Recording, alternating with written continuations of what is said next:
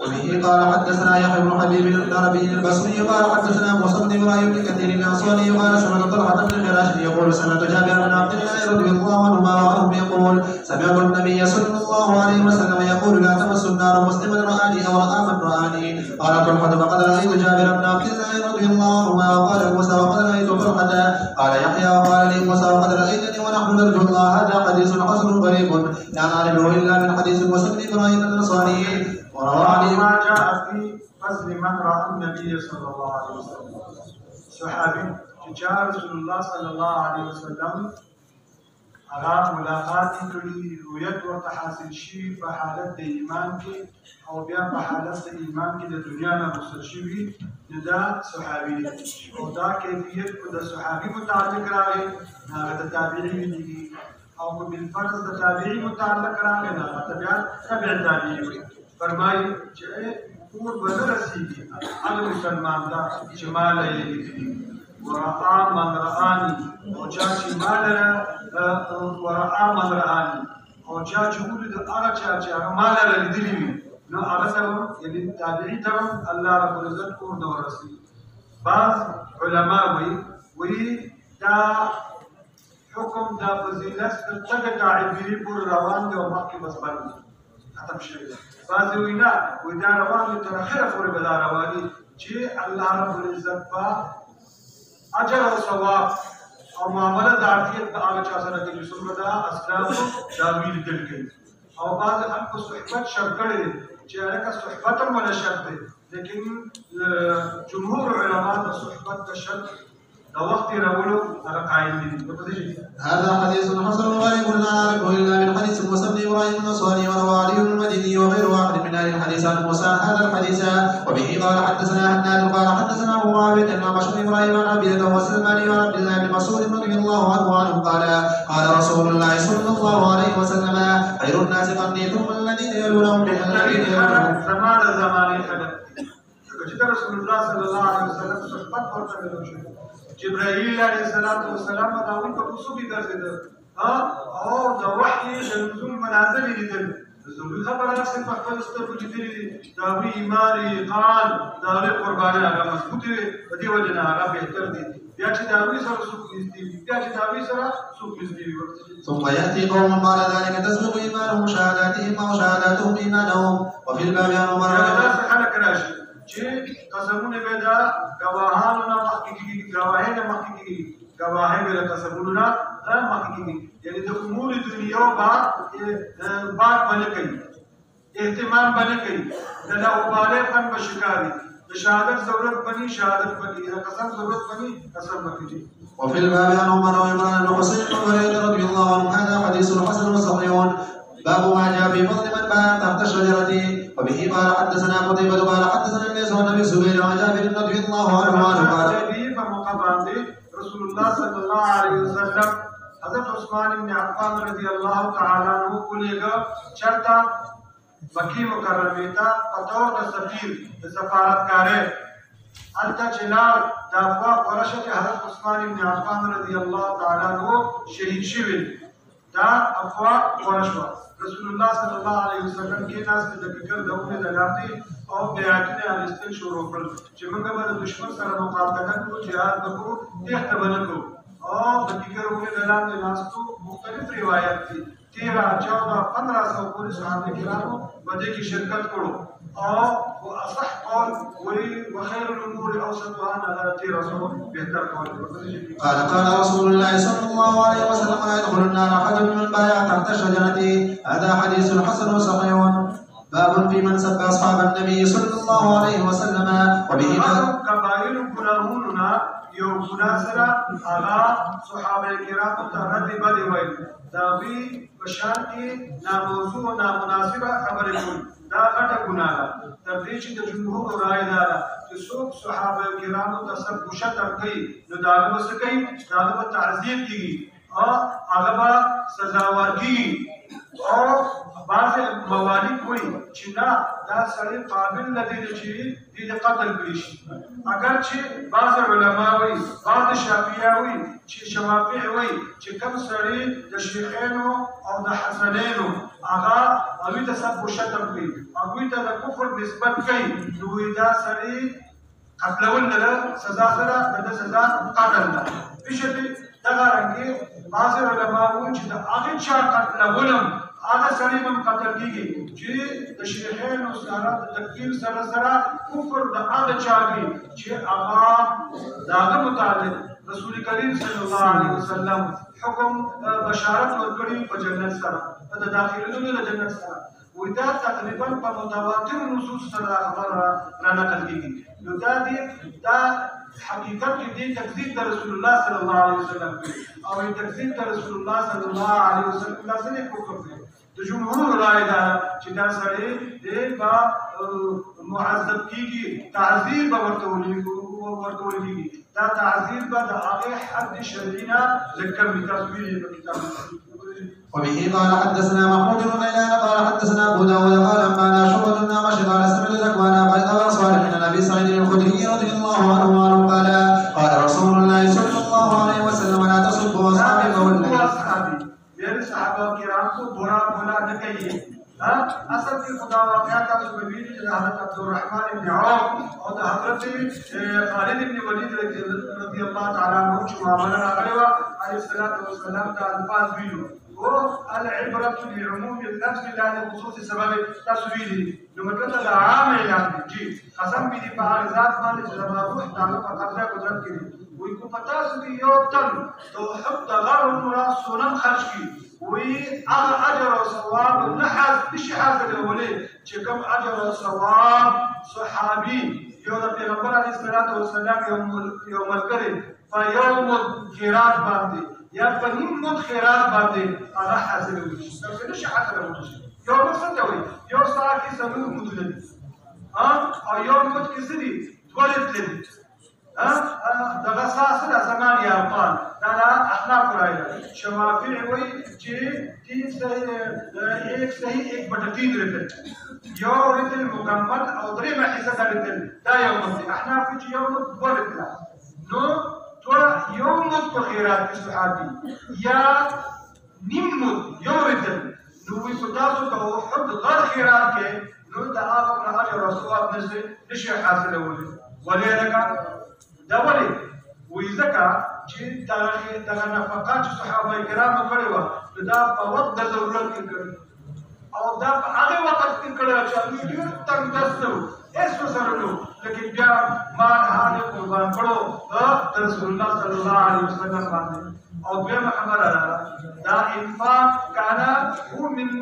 نصرة النبي صلی الله علیه وسلم دا براه راست نصرت ته چا و د رسول الله صلی الله علیه وسلم ځکه زما ستا توحید ضرب د هغوی علامات او نیم متفق اعتبار د حضر او سره اشاره کوي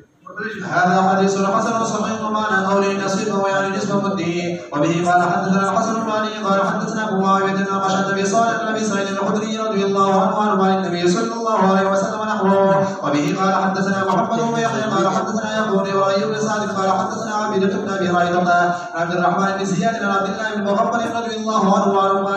قال رسول الله صلى الله عليه وسلم الله اصحابي اتقوا الله دا لا نويلك دا الله نو یریږي یا تاسو ته قسم در کوم په الله واسطه در کوم د الله نه په بار زمانه صحابه کرام ولې خدای ګرځه کوي زمانه صحابه کرام په بار کوي الله ویریږي د الله نه په حق لا تنقصوا منهم ولا تسبوا نداعي تلبيس کوي او ما ابي ته رد باندې وای لا تتخذوا غرضا قادما هدف او نشانه زمانه پس دغه غشي باندې یو سړی گزار کی دا نشانه کی تاسو ته خو چې دا واهیات روباسه اول فور روباسه نو څوک یې صحابه کرام زما صحابه کرام هدف او نشانه خپل واهیات او خواصیات لپاره وکړل فمن احبه فبحبه احبه من سره محبت کې نو لګي دا چې صحابه کرام سره محبت کې مستا ما سره محبت کې زمان محبت بنیاد ګرځي چې دا وی سره محبت او ته چې بغض کې نو مطلب دا دی چې ته زما سره بغض کې کنه زما د بغض د وجې نه ته د هغوی سره بغض کې نو ته چې ما سره بغض کې نو الله سره بغض کې نو چې الله سره بغض کې ومن آذاه فقد آذاني ومن آذاني فقد آذى الله ومن آذى الله يوشك أن ينقذه هذا الله رب العزت دا غریب تو کی الله پاک هغه ونیسي داغه جبه الله رب العزت هغه ګونګي کی دا خپل الله رب العزت وایي زمون په لیکل کې یو سړی و هغه صحابه کرامو ته رضی بده ویل ډیر رضی بده ویل چې په داغه نه کلم نشو الله رب العزت داسې واقعا راوسته چې په داخلو ولا الله داخلو په داخلو الله وشته خلق وشته ما دا شیخین او کرامات دي چې بس د مرګ مکار کی هذا حديث غريب لا نعرفه الا من هذا الوجه وبه قال حدثنا محمود بن غيلان قال حدثنا زهير سلمان وسليمان التميمي عن خداش بن ابي الزبير وجابر رضي الله عنه عن النبي صلى الله عليه وسلم قال يدخلن الجنه من بايع تحت شجره الا صاحب الجبل الاحمر صاحب الجنه على جد بن قيس منافقه نخلق ورته راشه بیعتک راشه چې رسول الله صلی الله علیه وسلم ته دعا د استغفار کی وینا نه معنا خلق شوی دی نو چې دا میومم ته دا رسول الله صلی الله علیه وسلم ته بیعتنا دا بهتر دا یاد بالله دا رسول الله صلی الله علیه وسلم دا استغفار د مال لپاره د حمدل د اوسنی غوړل فشبه نقول ختم الله على قلوبهم وعلى سمعهم جي بس الله نه باندې مهر لګي بیا تبيز تشكول تسير هذا حديث غريب وبه قال حدثنا قتيبة وبه قال حدثنا قتيبة قال حدثنا ليس عن ابي سفيان وجابر رضي الله عنه ان عبد بن حاتم جاء الى رسول الله صلى الله عليه وسلم يشكو حاتما فقال ابي بلتعالى رضي الله تعالى عنه عليه الصلاه والسلام شكايت کی دخل مالک جی فقال يا رسول الله صلى الله عليه وسلم يدخلن حاطب النار فقال كذبت لا يدخلها فانه شهد بدرا والحديبيه هذا حديث حسن وصحيح دا دلیل په دې باندې چې کوم صحابه کرامو شرکت کړي په بدر کې په حدیبیه کې نه او الله رب العزت جهنم نه ګرځولي دي او جهنم ته ځي نبا مؤبد او مؤقت ابي بد فائزون نبي لا اخي چاله وي چې پاوله وهله باندې جنت داخلي وبه قال حدثنا ابو كريم قال حدثنا عمر بن ناجد عن عبد الله بن مسلم بن ابي طيبه عن عبد الله بن بريده عن النبي رضي الله عنه قال قال رسول الله صلى الله عليه وسلم ما من احد من اصحابه يموت بارض الا بعد قائد ونور له يوم القيامه هذا هغه وفات شي هغه شهید شي الله رب العزت په روزتي پرواز د قیامت قائدا لاهل تلك الارض الى الجنه دی با قائدی دی با قیادت کی د عزم کی والو چرته جنت طرف تا ونور الله اے وها کی الله ذابل نمای کوي نو بعد خلک دې د صحابه جمیل رضا صحابي با کابل کې پداشه صحابه کرام دي بشکره الله رب العزت زمون په وخت کې اگر کومې متنی معلومه خلک یې معلومه کله بیا معبودونه جوړ کړو مسجدونه هم دا قبرونه جوړ کړو نو ان شاء الله زمون لپاره به حاجیان دي زمون لپاره قائدین ګرځي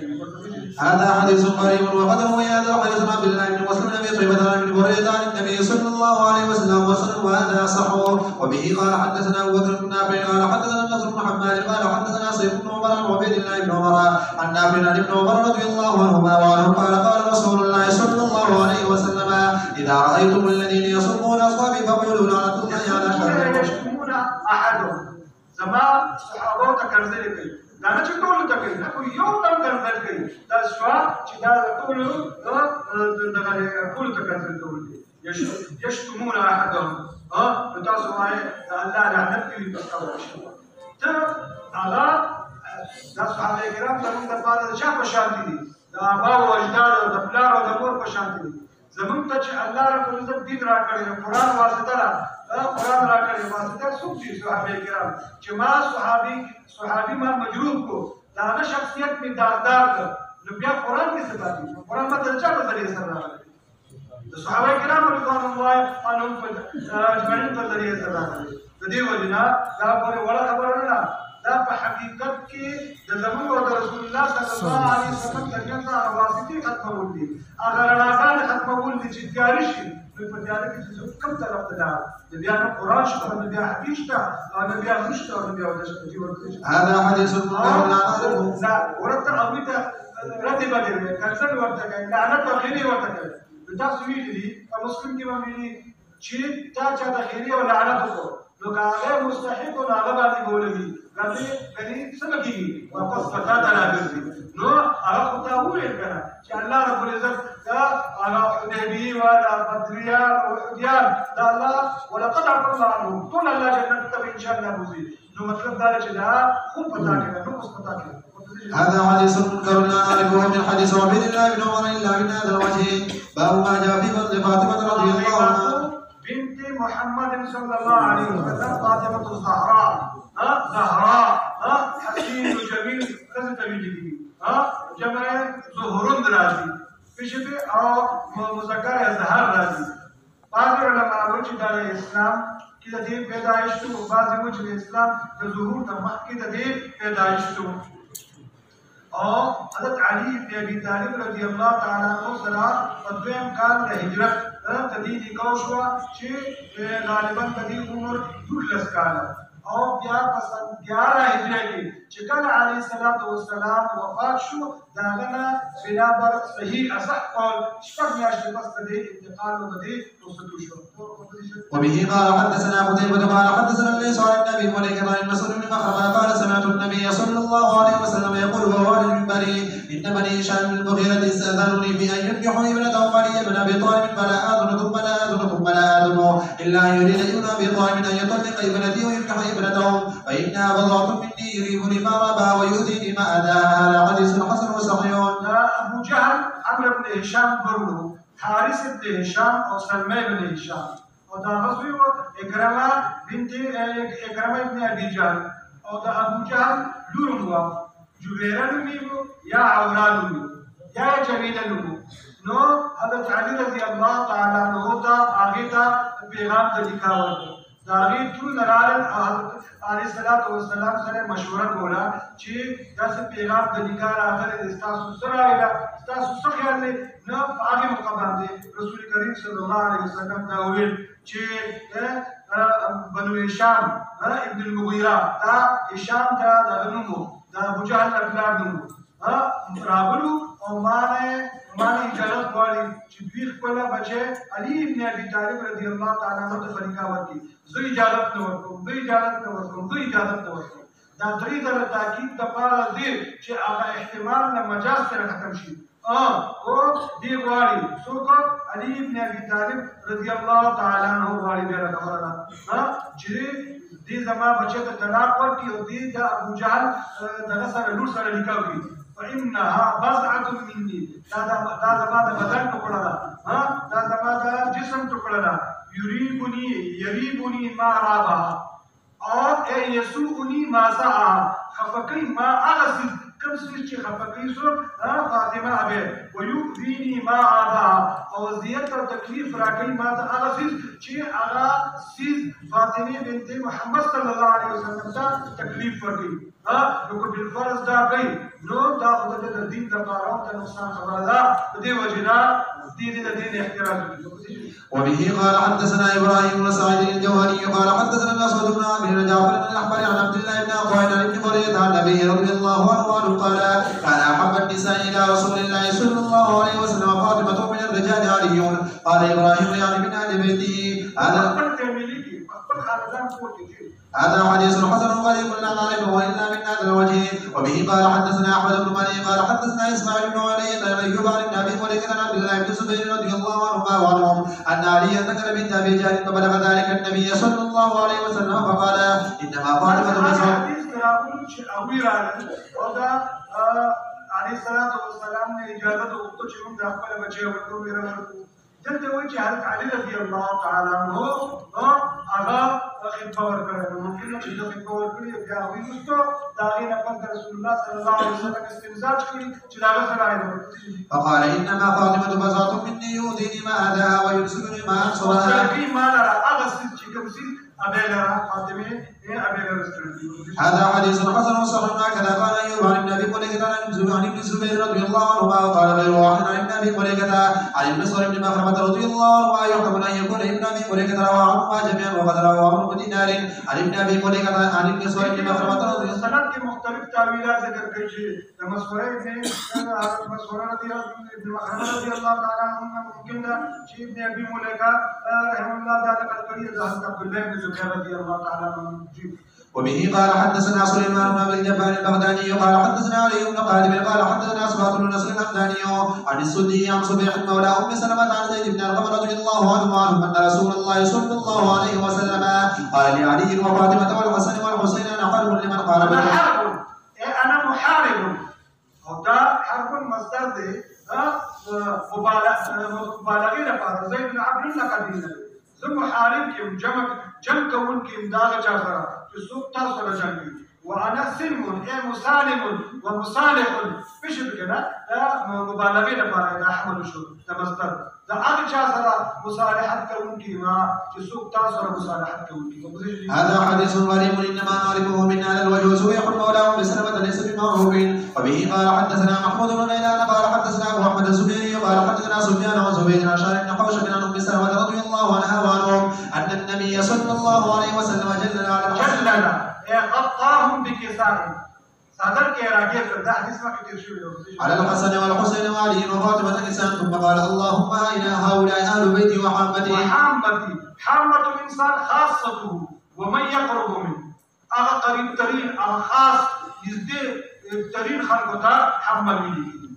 أذهب عنهم الرس وطهرهم تطهيرا. فقالت أم سلمة رضي الله عنها وعنهم يا رسول الله صلى الله عليه وسلم قال إنك على خير إنك على خير تبقى خير بعدين استاذ دعاء ضرورت مشکل بک استاذ مبارک خدایت نازل شوی استاذ دعاء ضرورت ته مخکې په دغه ويطهركم تطهيرا کې الله رب العزت داخل کړي نو اصل مصداق د اهل بیت څوک دي ازواج مطهرات دي او حضرت علي حضرت حسين حضرت فاطمه ابي رضوان الله عنهم اجمعين دا داخل شوی په اهل بیت کې په واسطه د دعا نه چا سره رسول الله صلی الله علیه وسلم سره چې په دې حدیث کې او ازواج مطهرات هم د آیات مصداق دي داوی مبارک د آیات نازل شوی. هذا حديث حسن صحيح واصل من الشيخ روي بهذا الباب وفي الباب عن انس وعمر بن ابي سلمة وبالحمراء رضي الله عنهم. وبه قال حدثنا محمد بن بشار قال حدثنا عمر بن عمر قال حدثنا اسرائيل عن ميسرة بن حبيب عن منهال بن عمرو عن عائشة بنت طلحة عن عائشة ام المؤمنين رضي الله عنها وعنهم قالت ما رايت احدا اشبه سمتا ودلا واديا. ما نه دي دي او دا الفاظ تشریح محکمه تحقیق کړو په اعتبار د سیرت سره په اعتبار د خصلت سره په اعتبار د امور دینیو کې زیات مشابهت لرونکي د رسول الله صلی الله علیه وسلم نه سره د غیر زیات پر سکون دي فی قیامها وقعودها فناس تفاصل کې شو دي جی من فاطمة بنت رسول الله صلى الله عليه وسلم قالت وكانت إذا دخلت على النبي صلى الله عليه وسلم قام إليها فقبلها وأجلس في مجلسه. وكان النبي صلى الله عليه وسلم إذا دخل عليها قامت من مجلسها فقبلته وأجلسه. فلما برز النبي صلى الله عليه وسلم دخلت فاطمة فكبت عليه فقبلته ثم رفعت رأسها فبكت ثم كبت عليه ثم رفعت رأسها فضحكت. ابي فرمای حضرت عائشہ ابي فقلت ما هو فيقول لك ان كنت دائم مخفف من المثقل زما حکومت دا ولا چې دا خو زمون په خو ډیر عقل مند خبره او اوس چې دي دا سر په ډیر ځخته کو او بیا یو چت کو وی خندل نو فیضا هي من النساء دا خو زمون د عام خو په شان دی یو خزره دومره عاقله نه ولې ځکه چې دا مقاده خندا خو نه ده چې دا خاندي دا مقاده خندا نه ده بغیر مقيده خندا کې چې دا خندا دي نه دا غیر قوه سمجدار نه ده. فلما توفي النبي صلى الله عليه وسلم قلنا رأيت حين أكبرت على النبي صلى الله عليه وسلم فرفعت رأسك وبكيت ثم أكبرت فرفعت رأسك وضحكت ما حملك على ذلك قال عليه الصلاة والسلام وسكشو نما دين يروي تفوسكو جتا داس حركات كلو داغي وجه سوا جي قالت إني إذا لبذرة أخبرني صدق كاركم دارات أسفاشكم مخکې مې نه فاش کو ځکه چې مخکې افراد تفریح او انتشار او خفګان به پیدا شو اوس را خبر کوم اخبرني انه ميت من وجعه عليه الصلاه والسلام پر دې ځل ماته دا خبر راکړ چې د دنیا د ټول کېما زه د خفګان د وجه نه پجړا شو ثم اخبرني ان يسرع علي رحوبا به فلا يحمل ویل چې زما په فیملی خاندان کې اهل بیت کې ما سره به ډېر زر ملاویدونکي چې صوفي کنه ناغلطې زه دا خاندان د دې وجه نه وکړم هذا حديث حسن غريب من هذا الوجه وقد روي هذا الحديث من غير وجه عن عائشة رضي الله عنها وبه قال حدثنا حسين بن يزيد الكوفي قال حدثنا عبد السلام بن حرب بن ابي الجحام عن جبير بن عبيد التيمي قال دخلت مع امتي على عائشة رضي الله عنها وانقصت اي الناس كان احب الى رسول الله صلى الله عليه وسلم قالت فاطمة بقيل من الرجال قالت زوجها ان كان ما علمت صوابا قواما هذا حديث حسن غريب إعداء مخفف من المستقل إنه كان في علمي كثير الصيام في شكله والصلاة والقيام باب ما جاء في القلب عائشة رضي الله عنها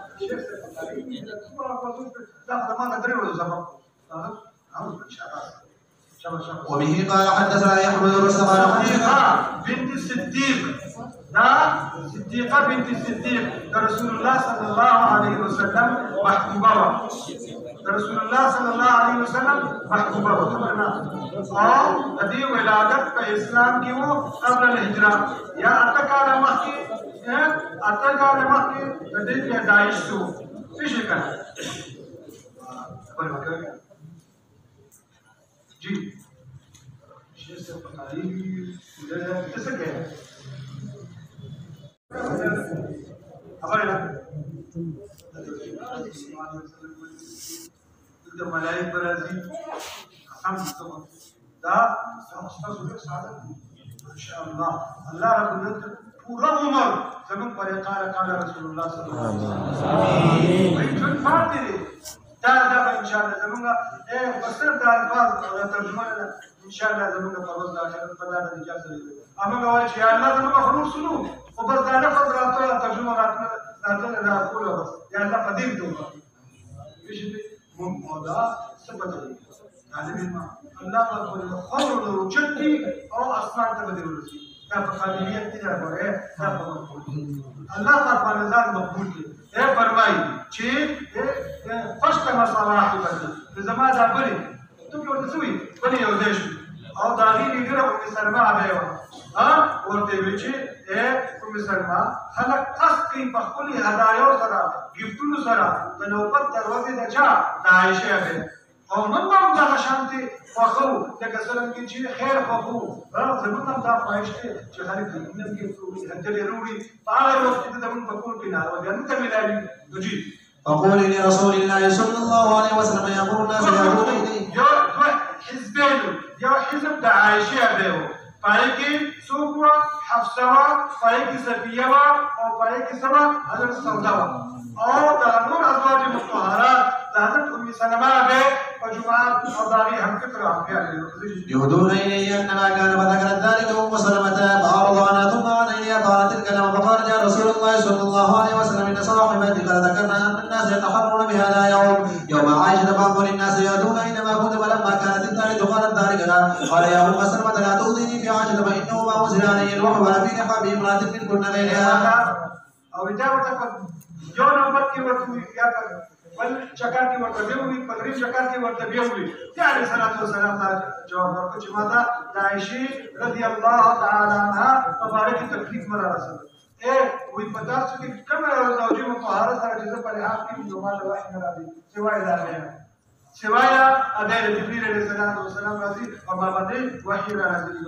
وقد روى بعضهم هذا الحديث عن حماد بن زيد عن هشام بن عروة عن النبي صلى الله عليه وسلم وصلنا هذا حديث غريب وقد روي عن هشام بن عروة هذا الحديث رواه بن حارث عن ربيعة عن ام سلمة رضي الله عنها شيئا من هذا وهذا الحديث قد روي عن هشام بن عروة به روايات مختلفة وقد روى سليمان بن بلال عن هشام بن عروة نحو حديث حماد بن زيد وبه قال حدثنا عبد بن حميد قال حدثنا عبد الرزاق عن عبد الله بن عمرو بن العاص المكي عن ابن ابي حسين عن ابن ابي وليد عن عائشة رضي الله عنها وعنهم أن جبريل جاء بصورة أبي حرمة حديث قد رأى إلى النبي صلى الله عليه وسلم فقال هذه زوجتك في الدنيا والآخرة هذا حديث جبريل عليه الصلاة والسلام راضي اور یو خلقه یو رومان وسره د حدیدو او پای کې د ابي رسول الله حضرت عائشة رضي الله تعالى عنها وما تلك جاستا زوجها مطهرة ودنيا في هم وآخرة. هذا حديث حسن غريب لا نعرفه الا من حديث عبد الله بن عمرو بن العقبة وقد روى عبد الرحمن بن مهدي هذا الحديث عن عبد الله بن عمرو بن العقبة بهذا الاسناد مرسلا ولم يذكر به عن عائشة رضي الله عنها وقد روى ابو اسامة عن هشام بن عروة عن ابي عائشة رضي الله عنها عن النبي صلى الله عليه وسلم شيئا من هذا. وبه قال حدثنا سويد بن نصر قال حدثنا عبد الله بن مبارك قال حدثنا معمر بن الزهري عن ابي سلمة عن عائشة رضي الله عنها قالت قال رسول الله صلى الله عليه وسلم يا عائشة على جبريل وهو يقول عليه السلام ثم يشاهد جبريل عليه الصلاة والسلام في سلامه الله أعلى خلق هداية في جسد هذا مشاهد المستقيم وهداية مرتدك يا الله قالت قل عليه السلام ورحمة الله وبركاته ترى ما نرى هذا حديث صحيح. جبريل عليه الصلاة والسلام من وبه قال حدثنا سويد قال اخبرنا عبد الله بن مبارك قال حدثنا زكريا عن شعبي عن ابي سلمة بن عبد الرحمن عن عائشة رضي الله عنها قال لي رسول الله صلى الله عليه وسلم ان جبريل يخلق عليه السلام فقلت عليه السلام ورحمة الله هذا حديث صحيح. وبه قال حدثنا حميد بن مسعود قال حدثنا زياد بن ربيع قال حدثنا خالد بن مسلمة المخزومي عن ابي برده عن ابي موسى رضي الله عنه قال ما اشكل علينا اصحاب رسول الله صلى الله عليه وسلم حديث ما اشتبه وما غلط إشكال منتفى وحديث ومسألة كنو بهذا الشيء بشكل يعني علينا يعني أعني أصحاب رسول الله صلى الله عليه وسلم يا دا بدل كذا علينا دا زميرنا أو يا دا أعني بعدين ذاك يو حديث كنو كإشكال نو بهذا الشيء يوي حديث بمعنى يو يا يوداس حديث داغي تعلق يو مهم مسألة سري عليه زمنا اشتباه نه ولا غلي مطلب شرا ولا صحابه کرام ولا بچت ولا تابع خدمت ولا او روايات الرازي بعض العلماء وي شيء ركن الاحكام الشرعيه منقول عنها الاحكام الشرعيه سلوم حساب ده جاء منقول لا حديث قد فسألنا عائشة إلا وإذا عندها منه علما على حديث حسن وصحيح.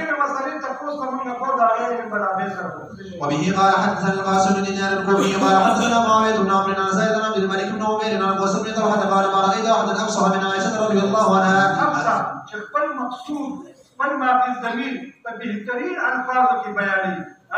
ورب فصاحة تدريك اسمه فصاحة في الكلمات فصاحة في الكلام أو فصاحة في المتكلم أو فصاحة في المتكلم سري ملكة يقتدر بها على التعليم دا يقوتي چې انسان الله ورتي ناغله قدرت ورتي د خپل مقصود په ځایګه اظهار باندې بلفظ فصیح بشبه د تاسو په زمانه جاهلیت دی بشبه متولي او مختصر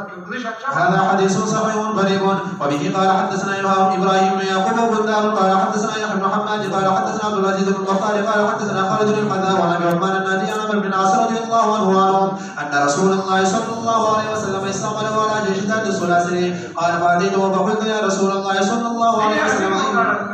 عمرو بن العاص رضي الله تعالى عنه يقول يا رسول الله تاسو ته کوم یو شخص ډیر وخت محدود دی وي زما ګمان دا و چې دې مزګه څنګه امیر مقرر کړو اته ورته چې غیر کو جوړ دی دوسری کو جوړ دی نو ما ځکه زړه کې دا خبر راغله نو څه قال عائشة قلت من الرجال قال أبوها هذا حديث حسن وصحيح. وبه قال حدثنا إبراهيم بن سعيد الجواني قال حدثنا يحيى بن سعيد الأموي عن إسماعيل بن أبي خالد عن قيس بن أبي حازم عن عمرو بن العاص رضي الله عنه أنه قال لرسول الله صلى الله عليه وسلم من أحب الناس إليك قال عائشة قال من الرجال قال أبوها هذا حديث حسن قريب من هذا الوجه من حديث إسماعيل بن قيس. وبه قال حدثنا علي بن حجر قال حدثنا إسماعيل بن جعفر بن عبد الله بن عبد الرحمن بن عمرو الأنصاري عن أنس بن مالك رضي الله عنه أن رسول الله صلى الله عليه وسلم قال فضل عائشة على النساء كفضل السرير على سائر الطعام. السرير شروع بك ما تشيل أيك إخوان دمبي أيك مزمبي قوة دمبي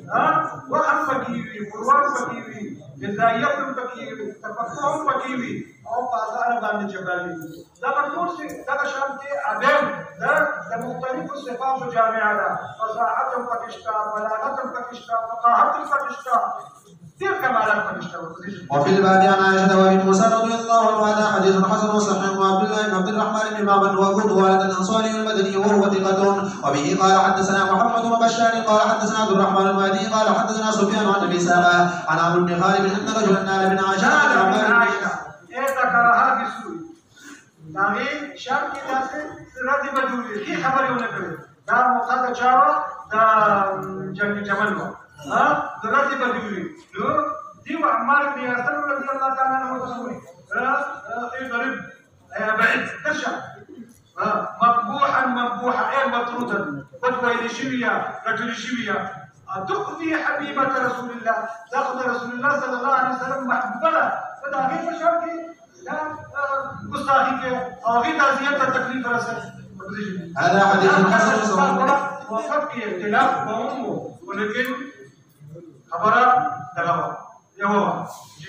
وبه قال حدثنا عبد الله قال حدثنا عبد الرحمن المهدي قال حدثنا ابو بكر بن عياش بن ابي حصن عن ابي حسين بن عبد الله بن زياد الاسدي قال سمعت عمار بن ياسر رضي الله عنه وعنهم يقول هي زوج له في الدنيا والاخذ عن عائشه رضي الله عنها لا حديث حسن وصحيح.